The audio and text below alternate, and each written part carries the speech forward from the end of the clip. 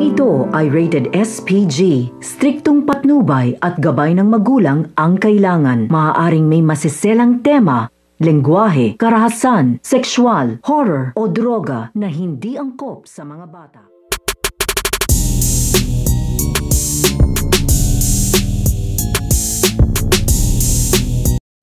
Ang matagpuan nito nga ni Romana dito nga sa tabing dagat. Dahil ito nga si Romana ay nagtungo nga ito dito nga sa gubat upang humanap nga ito ng mga dahong gamot na magagamit nga niya sa kanyang panggagamot dito nga kay Carlo Dalisay, at sa kanyang pagbalik dito nga sa kanilang kuta ay dumaan nga muna ito dito nga sa tabing dagat. At dito ay matatagpuan na nga niya dito itong ang kaawa-awang katawan nito nga si Mara. Kaya agad-agad nga nilapitan dito nito nga ni Romana upang tignan nga itong ang nakita niya, at laking gulat nga na dito na nakita nga niya na tao nga at humihinga pa nga daw ito at meron pa nga daw itong pulso. Kaya agad-agad niyang humingi ng tulong ito nga si Romana dito nga sa kanilang mga kasamahan upang kuhanin nga dito itong ang kanyang natagpuan. At sa pagdating nga nila dito nga sa kanilang kuta at dito nga sa kanilang bahay ay agad-agad nga niya itong pinapasok dito nga sa kanilang bahay upang tignan at gamutin nga dito itong ang babae na kanyang natagpuan dito nga sa tabing dagat. So pakakaabangan na natin dito ang pagligtas at ang panggagamot na gagawin dito nga ni Romana dito nga sa kanyang natagpuan na ito nga si Mara. Yan ang ating mga pakakatutukan at pakakaabangan dito nga dan sa FPJ San Provinciano.